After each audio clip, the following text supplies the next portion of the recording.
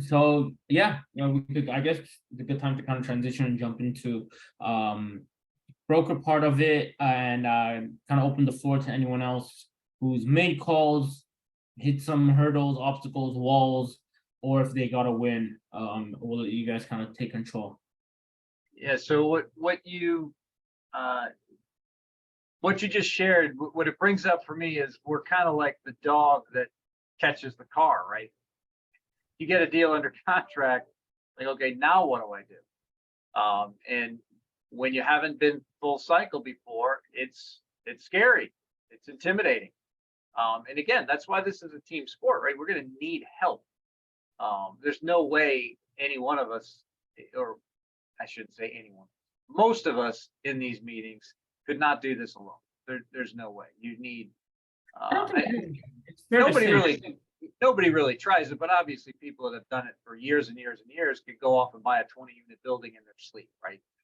There are people that can do that.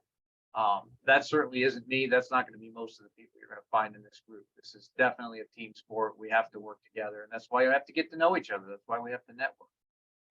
Elise, good to see you. Thanks for joining us again. Definitely, we've had a few people pop in and I guess pop back out, but this is such a small group that I thought I would shift gears a little bit. And I understand, Johnny, you're driving and probably can't talk, but again, we appreciate you being here, even when you can only be in listen mode. That's fine. It's much more interesting when we're interactive and you guys can talk to us and tell us what's going on. Mario, good to see you. Thanks for joining us. If you can talk to me, Mario, please turn your camera on. Logan, I know you're the only other one with the camera on, so I'm going to pick on you to begin with. And Nathan, I'll get to you as well. But Nathan, in fact, I'm glad you're here, Nathan. I forgot that you were here in Atlanta. So we need to get together. You, me, and Logan need to get together. And let's do it. David, I agree. Let's make it happen. David's not on this call, but he's here in Atlanta as well. He couldn't make it today, but he's definitely taken action. So anyway, Logan, what I wanted to ask is, what's gone on with you this past week? Have you had any success calling brokers, or are you just tied up in your W-2 trying to sell single family homes, which is nothing wrong with that either? No, I actually, this past week was really crazy for me because I graduated and a bunch of other stuff. I saw that online. Good for Yes. you. Congratulations. Thank you. But I actually have been working with a commercial broker at my real estate firm, and I'm thinking about getting into commercial real estate on that side of things, so I can get a little more access to a lot of the data, because it's gonna, you always have to have your things you're good at. And so one of the things that I realized is, like, a lot of being able to see what's on the market or see what the past things that have closed, you have to have access to certain CRMs and stuff like that. And so just to kind of know what the market is looking at like. And I called a broker last week one time, and because I was going to ask about a property or ask about market cap rates and stuff in Atlanta and stuff like that, and see like what is like the market, for certain things. And he was like, well, you got to hire a broker for that. I don't know. He basically didn't really seem eager to talk. And I was like, oh, whatever. It's probably just the wrong broker. But, Right. I didn't really go in with a plan of the questions I was going to ask, because I was honestly just wanting to ask the question about, like, hey, what do you think the market this or that is? And so I didn't really ask him too many questions. I just kind of wanted to know that. And he didn't really tell me much, but it is what it is. No, I'm glad you brought that up, because that's going to, if you're calling brokers, that's going to happen, right? You're going to get the person on the phone that just doesn't open up, that clearly is very cold towards you, because number one, because they don't know you. Number two, because they don't think you're real yet, or they don't know that you're real yet. And, I find that can typically happen with the brokers that have been in the business for a really long time. They have their network. They don't need new guys, especially new guys that are 21 years old. And they're not going to open up to you. And you know what? Who cares? Next. Some will, some won't. So what? Next. Can I just Yep, I have absolutely. point I want to make to that. This is actually how I found this Florida deal. So it all goes full circle. Don't try to reach the broker who has the listing, who has senior or head listing, whatever the heck it is in their title. Don't try to reach out to that guy for two reasons. One, their day's busier, first and foremost. Secondly, they're not gonna, let's be realistic, they're less willing to work with someone who is newer, right? They're less willing to make that new connection unless there's a track record, right? What you do is you wine, dine, and cater to their junior underdone. You know, if you want to get to the celebrity, you don't go after the celebrity, you go after that restaurant.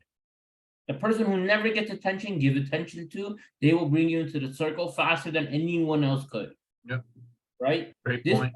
junior is the person who's working with the person you're trying to get in touch with, who has all the resources, has all the knowledge, has the off market. I got this off market because my buddy out there, one of our guys out there, talked and wine and dined the junior on the deal and made the introduction. All of a sudden, they're like, oh, these guys are legit buyers. They know what they're talking about. I got on the phone. I'm able to talk my talk because I know my stuff. So it's fun for me. You know, we're just bouncing ideas and built a good relationship. And within a week, he was sending me 4 or 5 off markets and giving me his insight. But that never happens if we don't get that foot in the door through the junior agent. So it's really important to make your connections with the person that's going to get you in the door. At the end of the day, you'll see every commercial listing have 4, 5, 6 names on it. Don't call the first guy and give up. First guy's probably not picking up. If they are, they're gonna run you off the phone as quickly as you call them. So keep that in mind too. You know, we're playing chess here. This isn't a checkers. It's 3D chess, if anything. You know, there's a lot of like, be creative. How are you gonna get to where you need to? If you're trying to get to the big boss, you don't go through the knocking on his door. Make friends with the person below, and they'll send you all the connections, and because they're hungry and they're trying to grow just as quick as you are. And the best thing you can do is latch onto someone who's growing the same pace you are, but a little ahead of you, and you guys can grow together. Because then all of a sudden you're both killing it, and you're like, look at what we built. You know, but you have to trust each other, obviously. Yeah, that's a great point, Ed. And that's planted an idea in my head that I'll use going forward. Right when I get that guy on the phone, that's clearly being now. Look, I'm 58 years old. I'm not 21 anymore. I've got a lot of business experience, so I'm usually able to kind of get them to talk to me, right? Get them to open up. But I've had a couple where I just haven't been successful. But what I would do with those guys now is say, what I really like to do is connect with the more junior brokers to help them along in their career, and just kind of present it that way, right? Is it not that I can't connect with the senior guys, not that I don't want to connect with the senior guys, but I like to connect with the younger guys to help them in their career. Who would you recommend I talk to? I'm going to use that, right? I hope I'll try to get that a call recorded where I do that. That'll be one of my goals over the next week. That's a little hard to make happen, right? You can't always get the right person on the phone for that, but I'm going to plant that idea in my head. You've just planted that idea in my head, Ed, and I appreciate that, to look for that opportunity. So I think that's a great way to approach those guys that just won't open up. Say, look, I want to help your junior brokers, and see what happens. I think you can have a lot of success with that. So, and do it with confidence, Logan. Again, and I think we talked about it, right? You're not going to broadcast your age. They don't have to know how old you are. Just because you're 21 doesn't mean you can't help the 32-year-olds. And I'll tell you what, interesting that this came up. I was at a wedding this weekend, and you talk to a lot of people at weddings typically, or at least I do. But I always leave the wedding with the feeling like, man, I didn't even get to talk to so-and-so. I saw a guy I hadn't seen in 20 years, and I got to say hi to him, but I barely got to have a conversation. By the time I tried to circle back to him, he was already gone. One of my favorite conversations this weekend was with a 25-year-old kid. He's the son of a good friend of mine. and he's killing it in his career. Was a sales guy. He got promoted to management. We talked about that. It's like, a lot of times people do really well in a role and then they get a promotion and it's a terrible fit. They were doing great before. Why'd you take them out of that role?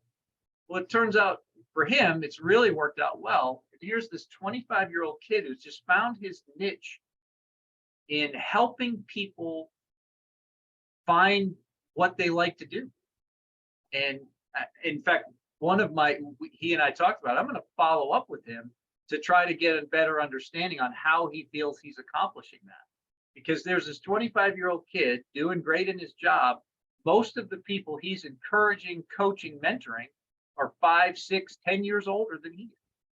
So, and some of them probably don't necessarily even know that, right? And when we're talking to these guys on the phone, they don't have to know how old we are. When you talk to them with confidence, those questions don't even come up. Almost none of these brokers know that I am brand new and have never bought a multifamily property, right? I've been on multiple Zooms every week for the last 6 to 9 months. I know how to talk the language. There's a ton more that I don't know. I have tons and tons to learn, but I know enough to talk to people with confidence. And that's just from a lot of that from this community specifically, but other mentors, other coaches, other meetings, other training that I've been involved in over the last 6 to 9 months. So again, I encourage you to keep coming back. Appreciate you guys being here. Nathan, I wanted to ask you, no one put a 1 in the chat, and I know that's not true. I know there are people making calls. Did you call brokers this past week? Where are you in that process? Hey, Peter, I might have to leave in 2 minutes, but I'll try to at least answer your question. I have a W2 call I have to jump to.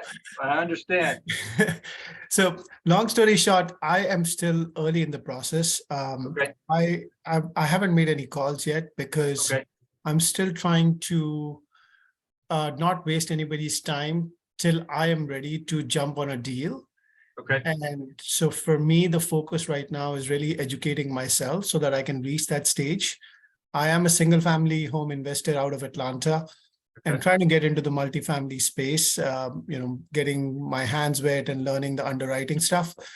But I want to very well define my buy box before I start calling people so that I know that the people I'm calling, I'm asking the right questions and I'm ready to jump on if I have something. Okay. Otherwise, I fear that I lose my credibility if I call them and they offer me something. I'm not able to jump on it. That's not a very and I know you got to go. Let me ask you a question. Will you get on a Zoom with me this week for at least 30 minutes? Absolutely. Okay.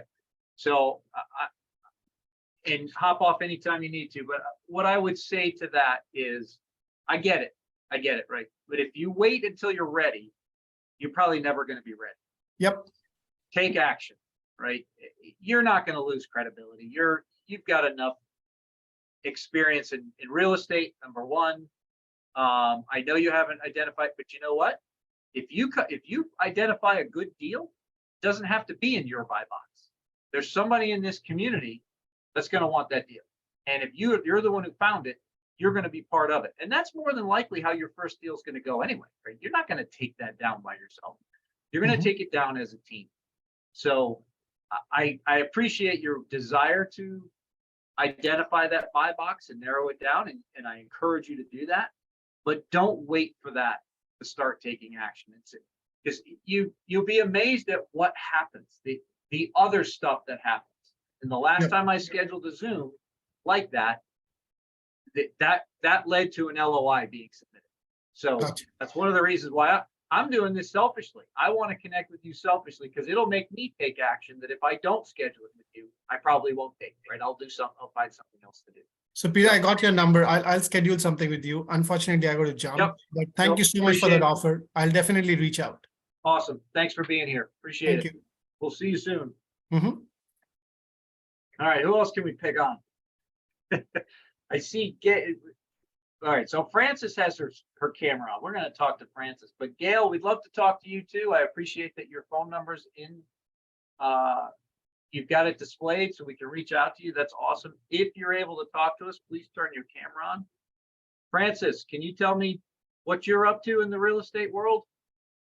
Well, kind of like the other gentleman, but not into single family. Okay. So I'm new into multifamily.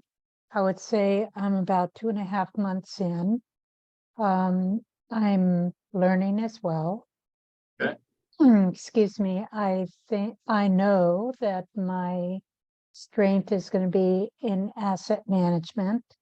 Okay. Also, working on creating a business so I can do capital raising with people like me that came from corporate America. I'm in the Dallas area. I've been going to different networking, listening to different webinars, and just trying to soak up everything. I am involved with a group called Sunbelt Equity Group, and they're sharing information.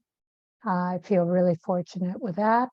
I'm also attending another group, which is called, I think it's called Rich Empire. Jonathan is part of that. And, it's just a lot of information. And I'm realizing that I'm already getting to a point where I know more than some webinars are offering, it's very basic. Right. So anyhow, and I'm going to be closing on my first LP. I'm looking for my next LP. Awesome. Of course, I hope to be a GP before the end of this year. So, and no, I'm not reaching out to brokers. I feel that like the other gentleman, I don't want to blow it by them saying, she doesn't know what she's talking about. But you're right, maybe you just have to go out on a limb. Today, actually, we had a call with a broker, lender, and really, I didn't feel that I had good meat to offer him, Sure. which was uncomfortable. But Yep. it was, he said, send deals, let us look at them, just start working on building that relationship. And I guess we need to start somewhere. So, So what I'm feedback? super familiar with that discomfort. Right? I had the same discomfort the first time I talked to a debt broker. I had the same discomfort the first time I talked to, an apartment broker. Mhm. And you're never going to fully get over that until you start talking to them.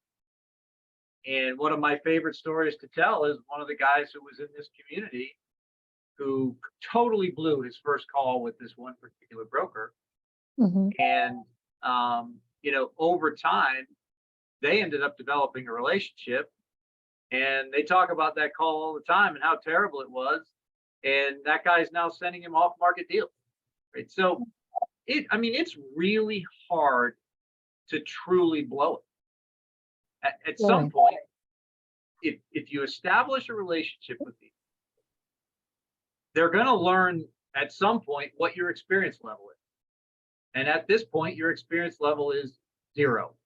Well, Right. your experience level calling brokers is 0 today. It can be 1 this afternoon. And you look, based on what you just told me, Francis, I don't think your spot in this business is going to be calling brokers day in and day out. Right? That's probably not your desire. I could be wrong. You might. Oh, you're right. You might start calling brokers and decide, oh my gosh, I connect with these people so easily. And you just bring in the leads and send it to the underwriting team, and somebody else manages the property. I don't know, right?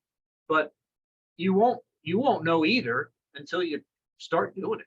And I would just encourage you that I think it's highly unlikely that you're going to destroy a relationship in that first phone conversation. And the way you get comfortable is by doing it. The way you start to learn, well, what don't I know that I need to know, is by doing it and getting asked questions that you have a difficult time answering, Bring them back here on Monday and say, hey, I talked to a broker last week. Here's what he asked me. I didn't know what to say. We would So- love that. Yeah, so let's just say that you were a broker and and I just say to you, I'm looking for assets that are 60 doors or more. Is that a good start? Is that Absolutely. where you launch? And then I'm in the Dallas area. I want to become an expert in the Dallas area. Yep. And just take it from there. That's a great place to start. Now, one of the things that we teach, right, that we do is we start with a script, number one. Ed, do you have my email address handy there? No, I don't. I'll type it in right now. Okay, thank you. Just send me an email, put broker script in the subject if you don't have it. Yeah. We'll send you the script. I like to start with a script in front of me. I don't read it. I just use it for the bullet points to remind me of questions to ask. But what we teach is, go on one of the tools like LoopNet or Crexy, find a deal that's listed and call the broker with that listing. So it just gives you a reason to start the conversation. But most of the time, the conversation doesn't end up being about that property. That's how we start it. We ask questions, but really what I'm trying to get enough of a connection so I could say, hey, do you ever have any off-market properties? Because that's what I'm looking for at the end of the day. I'm not looking for things that are listed. Doesn't mean we can't buy one that's listed. Don't misunderstand me, right? There might be one out there that, circumstances have changed. That seller really needs to sell, or that seller is willing to get creative and nobody else figured that out. And so there's a million ways to start the conversation. I like to start with a property that is being marketed, but you can do exactly what you're talking about. Say, hey, I'm reaching out to you today because this is what I'm looking for. 60 units, Class C, in a B neighborhood, minimal renovations, whatever it is, whatever your buy box is. Dallas, Fort Worth only, anywhere in Texas, Texas and Oklahoma, whatever criteria you want to use to start the conversation, because that's all we're trying to do. We're just trying to start a conversation. Maybe leads to a cup of coffee. Maybe it doesn't. Maybe it leads to a Zoom call. And just start getting information on deals so you can show up to this call on Tuesday and do the napkin underwriting. Okay. I don't know if you one more question. Yep. Thank you. The other question is, I've got a list of many brokers. Should I focus on a couple, or should I just start going down the list and see what chemistry I might find, or what's your suggestion? I would encourage you to reach out to as many of them as you can. Okay. If you end up with 2 or 3 that are sending you more deals than you know what to do with, then you can stop working the list if you choose to. But Got it. I don't think I'll ever stop connecting with new brokers. Can I jump in? Just say, at the end of the day, it doesn't matter how many leads I get. This community is so big, somebody's going to want to look at that lead, right? And if I can just keep funneling leads into the community, I know I'm going to get what I want if I help this community get what they want. So that's my focus, is just to generate as much business as I possibly can. Okay. Thank you very much. No, thanks for being here. Yeah. What I wanted to say to that point real quick is, regarding the communicating with brokers, it's important to do it. And I agree with Peter, like, hit as many as you can. But don't forget, if you only touch them once and then don't come back to them, there was no point of doing it the first time. Like, You've got a you have point. to build a relationship with them. At the end of the day, they're not going to send stuff to the person that contacted them once. It's the person who contacted them multiple times and went back to them and asked them how they're doing, wish them happy Mother's Day, wish them happy holiday, hope they had a great long weekend, small stuff like that. I'm not saying like call them every week and spend an hour and a half with them on the phone. That's definitely not what I'm suggesting. But just have them. Just remind them we're out there. Yeah, and also, Yeah. kind of like find something to bond with, find something that they'll remember you by. I'm the loud guy who lives in LA that I'm told should live in New York because I act like a New Yorker. Like, that's just me. Like, I like to believe I have somewhat of a sense of humor, so I try to be silly sometimes. But if the person on the other line isn't reciprocating, I'm like, all right, I'm not calling that person back, you know. So it's just have fun with it. That's how I look at it. Okay. Thank you. Nothing worse than a California with a New York attitude. Straight up. Oh, that's funny. Oh, but I get Italian sometimes, so it's possible. There you go. There you go. So, there we go. So we have a new camera on. Francis, really appreciate you participating. That's great. I'd love to connect with you offline as well. I'd love to get you calling a broker this week. Will you do that? Okay. You got my email. Reach out to me. Let's connect. Awesome. So Grant, Mr. Grant, Gail, Yeah. are you Gail or is this I'm somebody Gail else? Grant. I'm Gail. Okay. Yeah. All right. I'm Jerry Very Miles.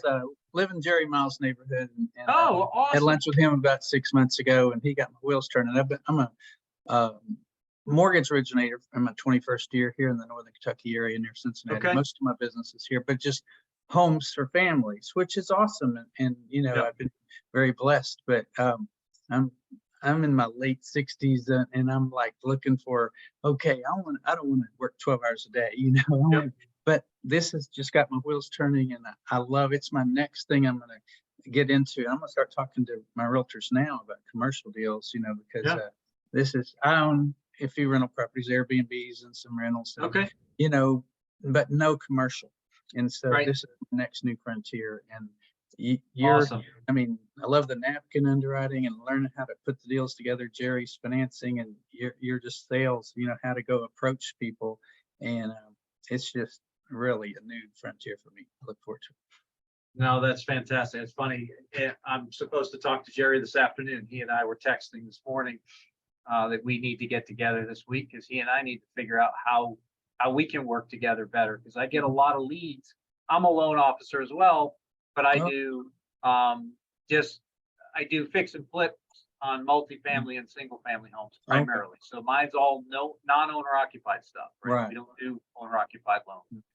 Well, Jerry does a lot of the same things, but he also does things that I just can't do. He does much larger deals, and I'm getting leads on stuff that I don't have a product for. And so I need to better understand his product.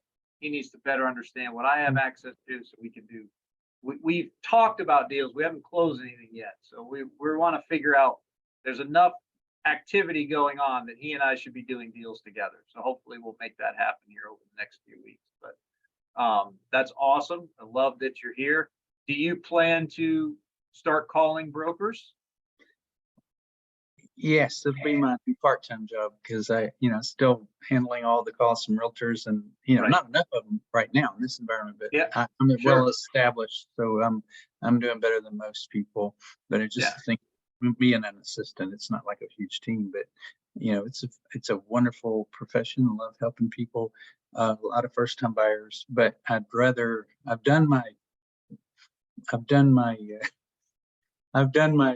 paid my dues doing the first-time buyers. So now I'm ready to, you know, they're strenuous, you know, for small amounts, but they're put families and homes, and it's a feel-good thing. But I'm ready to move on and do some big deals that you know, have a lot of residual, you know.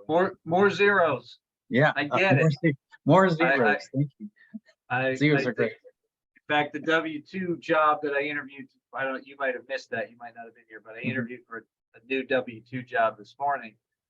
And the bad thing about, they just tend to do much smaller loans. Right? The company I'm with now is out of California, and our average loan size is probably north of $1 million.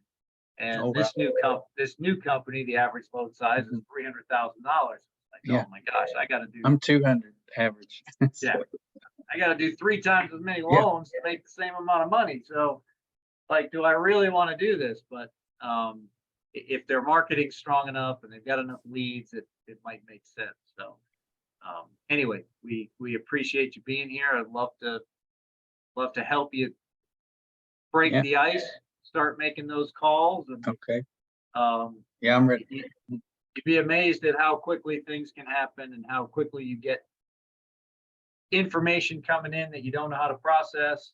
Send it over to Ed, get it underwritten for you, and before you know it, you might be submitting an LOI by the end of the week. It's pretty cool. So it's been fun to see that happen in this community, and I look forward to continuing to see that happen over the next weeks and months to come. But so we're one of the things we're going to do on these meetings is keep them really tight. We're going to keep them to an hour. We're 46 minutes in right now. Is there anybody else that, and Gail, thanks for participating. That is super helpful. I think it's great for everybody else to see where people are at, that there are a lot of people that are brand new, just getting started. And that's who we're here to help, right? Mario, I guess you're not able to talk to us. If you are, please, to anybody, turn your camera on. If you're able to talk to us, let us know where you're at in your journey and your multifamily journey. Let us know where you are physically, so people in your area can connect with you. Who else? Who have I not? Heidi, Nicole. I haven't talked to you folks, but that's all right. If nobody has any questions, nobody has any other wins to share, Logan, got your hand up. Appreciate it. Yeah, I will say last week I think a girl named Sandy was on here, and she was talking a little bit about some of the things she did in North Carolina. And so I ended up connecting with her, and we had a phone call for about an hour last week, and we talked about potentially doing like a GP on a deal, because she knows my situation, of course. And of course my goal right now is to become a GP on a deal if I can, so I can kind of get that property under my belt so that I can get more kind of like experience per se. And so that was one thing that was really good. And then another person that I'm working on, he owns a mobile home park, trying to sell it. I've connected with him pretty well, and we're talking about doing a GP up in Kentucky.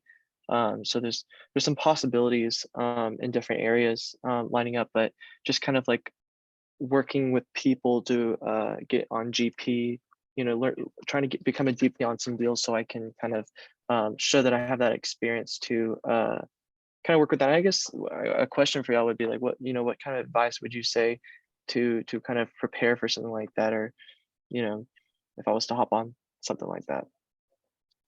Well, I mean, it depends, right? When you say to be a GP, how do you see yourself fitting into that GP table? What role would you take? Yeah, I mean, because it's of course not the money part. I don't have the money, so I've got to do things like make sure that the property's being managed. Maybe I need to go visit the property and do stuff like that, and kind of come up with plans to add value and make certain calls to different people to put processes in place and stuff to make sure the property's getting developed, and maybe increasing the rents myself, instead of, or maybe finding the right property manager to do that stuff for us. So I don't know, just stuff like that. I mean, you could be the property manager, right? Although obviously any role you take, you're not necessarily going to have the firsthand experience, right? So you would probably want to work with an experienced property manager. But raising capital is part of the GP role, and that's something that any of us do. If you start to understand the benefits of again, I don't even like to call it raising capital. I prefer to call it providing opportunities to investors. That's what we do. We're all doing that. We're all providing opportunities to investors, whether we're raising the capital or not. Every one of these deals, if it makes sense, if it's a cash flowing opportunity, if it's being purchased right, it is an opportunity for an investor. What opportunity does that provide to an investor? It provides quarterly income. It provides a nice return on exit. It provides great tax benefits. Right? Those are the three of the primary things that any investor that a deal like this would make sense for is going to be looking. Some people just want the cash flow. Other people are far more interested in the tax benefit because they have so much income that they need to offset some of that income with the tax benefit. So learn as much as you can about why these deals are good for investors, and tell everybody you know what you're doing, that you provide great investment opportunities to high income individuals that who aren't earning enough on their cash.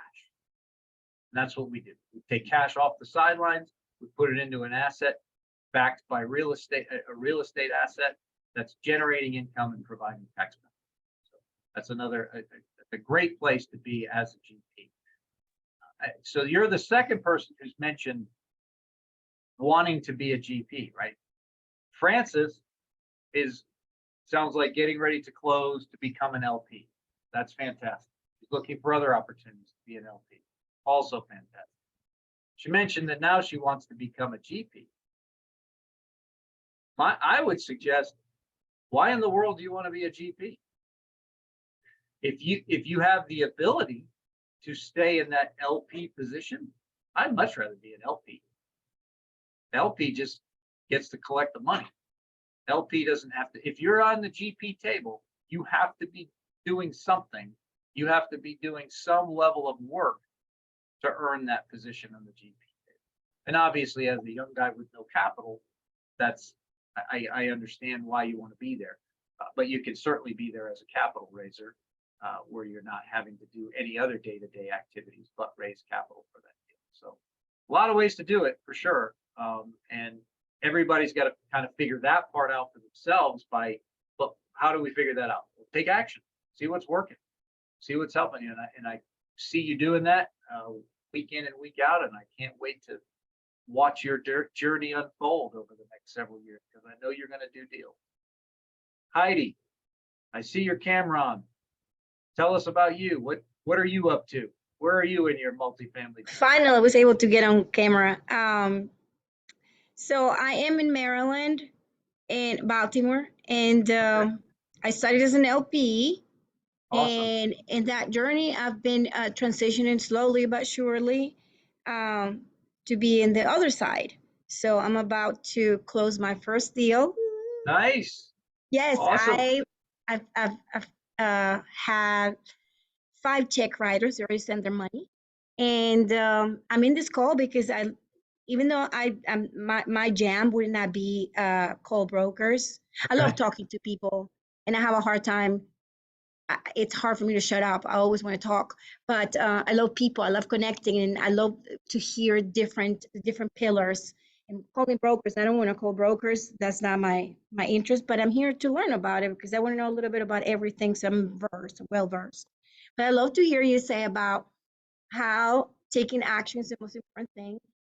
Number one, and number two, that you're gonna take down a deal not on your own, especially if you're starting out. You're gonna have to go with somebody that it's experienced and has the credibility and has closed cycles, because there's no learning curve to invite investors with their money, and hard-earned cash with something that you're just trying out for the first time. So right on point. I like that. And so, yeah, I'm here more to learn about what is it like. You call brokers, and I call brokers. I have no problem calling anybody. I can call the Pope. I don't care. But here to learn about side conversations. My jam, it's capital raising. So Awesome. Okay. my biggest restraint would be, what do I do now that I run out of my circle, my inner circle, and start talking to strangers and being credible and trustworthy, and bringing the enthusiasm and the logic together, because that's important to go together, like all the benefits and opportunities. So yeah. So What do you tell- do? What do you can do you- after you eventually going to run out of the people that trust you and see what you're doing and how big and how hot this is? But how do you approach somebody new and say, hey, $50,000, you can double them, it's hot? They're going to look at me like, what? I don't know you. So, yeah. Right. Yeah. So, you know, over time, what happens is you have so many people that you've helped get into these deals that you have advocates out there that are now referring you. But yeah, what do you have to do in the meantime to get to that point? I would tell you, it's tell your story to as many people as you can. Right? Tell them what you're doing. You mentioned you're going to be closing a deal coming up. How many units is it? Where is it located? 120. It's still, we're still right now we're 506B. So Okay. yeah. So Yep. 120 units. Mhm. Yep. And what market is it in? We are in PA. In Pennsylvania. Mhm. Okay. All right. Awesome. And so when you say we, what are you just a capital raiser on that deal? Is that how this came about? Did you find the Capital deal? What was raiser, your role? investor relation, and we are. So this is my story. I started with 2 raises, and I missed my mark, and it was amazing. I won. I felt like a winner because they were taking me into account. And I learned the hard way that sometimes GPs are even advanced and with integrity as well and transparency are desperate to close. Yep. So that's how I came in. Me, I can do it. And I missed my mark, thank God. And then second time around too. But by that time, I understood that I needed to be frontline, that I need to be part of the team, that I am the team, not just filling in. So the third time around, was the question? Well, I was just trying to understand the deal that you're working on, that 120 unit deal. What was your role specifically in that deal? So yeah, so capital raising and investor relations, but it has taken me maybe 2 years to have the network that I have for the 5 check writers out of like a ton of people that I've spoken with and invited them to this deal. So I'm the capital raiser and investor relation. I thought that I wanted to be. I didn't know when I started. I didn't know anything at all. I didn't have no idea what syndication meant. Right. Syndication was intimidating to me, so I'm using that. That was my. I knew I wanted to invest. I knew that I want the freedom and all the opportunities that multifamily brings. But I didn't know how to start, so I started as an LP. I started courses and mentors, and finding out what is it that I could bring to the table. I knew that I was not going to be the person calling the broker or doing the spreadsheet, because I don't want to do spreadsheet. I want to understand them, and my job is to communicate that very well to investors. Because a lot of people that are investing for the first time, they're not analyzing machines. They just want to know what's in for them.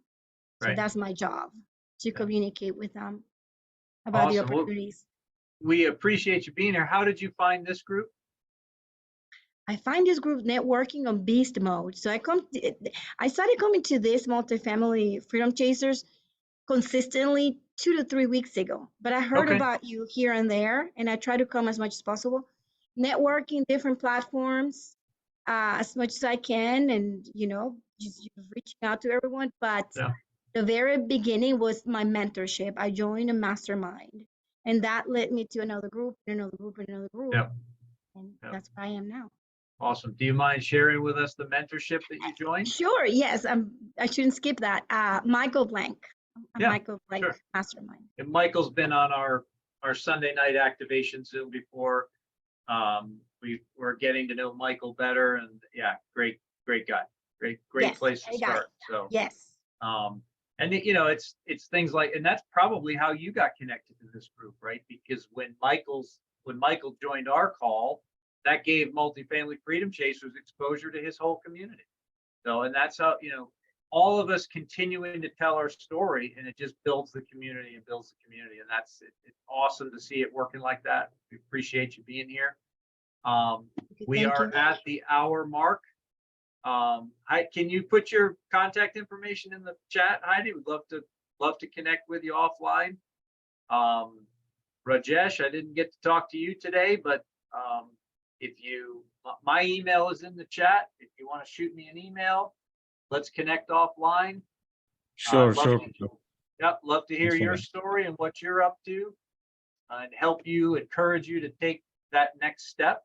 So Heidi, you kind of, couple more minutes, you kind of gave the sense that maybe you've run out of your inner circle, right? So what's the next step for you? What are you going to do to get to the next step in your capital raising journey? That's my constraint right now. I am just going to keep networking, coming to meetings like this. I am going to improve my media presence in the form of education, motivation, encouragement, support. Going to a lot of meetings, Awesome. as many platforms like this one, and just telling the world what this is about, just blowing my trumpets. There you go. There you go. That's so Robert Martinez was our guest last night, and Robert's always talking about telling your story. Tell everybody what you are doing. Right? If you're looking for multifamily assets to buy, you need to be telling that story. If you're raising capital, again, I like what you're not raising capital, Heidi.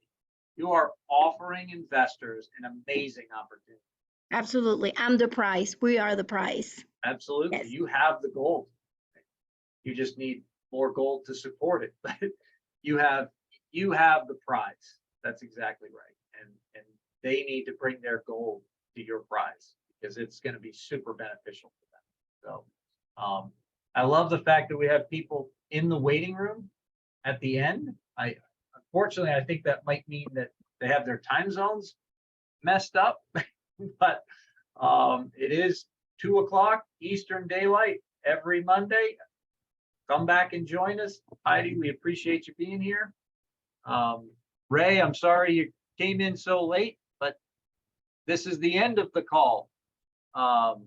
So Ray, if you're able to talk to us, we'll take 2 minutes to hear your story and tell us what you're up to. What are you doing in multifamily? And maybe you can't talk to us. How about you, Rajesh? Can you give us 2 minutes? I appreciate that. I didn't catch it late. I'm in Panama right now. I'm a real estate investor. And, All right. I got one of my friends invited me to this link. I just missed the time, but I caught the last week. I caught it, but hopefully I catch it again next time. But I appreciate it. We're 2 o'clock Eastern Daylight. So where do you live, Ray? I live in Panama. You live in Panama. Awesome. Yeah. So we're like 1 hour behind. Okay. All right. Very good. Well, so now you got the timing right. For sure. We'll see you next week. So you say what are you doing in real estate right now? You're an investor. What are you investing in? So I got a couple of projects here in Panama City that I'm trying to realize, and just looking to not only get to meet some other people, see if I can help some other people in any way, but I also have some investment possibilities here. If anybody interested in taking a look or partnering in any way. Gotcha. Are you looking for deals in the States as well? Not yet. Okay. I have some really good stuff going on here. I need to realize what's going on here first. Okay. All right. Yeah. Very good. And we are after 3 o'clock, but Rajesh, if you got 2 minutes to tell us what you're up to, we got a small enough group. We'll do that and then we'll sign off. Hey, Peter, thanks for that. Actually, I'm just really starting with the real estate investing. Okay. So I'm from an IT background, so I'm just starting right now to understand. I just started with the wholesaling SFR, but I want to get into the commercial space. So I just starting with multifamily. Well, you know what? We love the IT community. There's a lot of money in that community that needs to find a home outside of technology. So I've definitely run across a number of people from the IT space that are capital raising, and they're just capital raising with their IT friends. So maybe that's your spot. Maybe it's calling brokers. I don't know. Maybe it's underwriting, but keep coming back. We'd love to help you figure out where you fit into this community. Sure. Did you put your contact information in the chat by any chance, Rajesh? No, I will drop in right now. All right. So before we get signed off, if anybody who hasn't done that can do that, that would be awesome. Again, appreciate everybody being here. Heidi, thanks for turning your camera on and participating. We love that. We will see you guys again next week. Come on back tomorrow night for the napkin underwriting. And then Wednesday night, I think we have Jerry Miles for his debt call this week. So next Wednesday, we'll be back to the deep dive underwrite with Victor and G. If anybody has anything else, any other comments, any other questions, otherwise we'll see you guys next week. Awesome. Thank you. Bye-bye. Appreciate it, guys. Have a great week. Ciao. Thank you. See you, Logan. See you, man.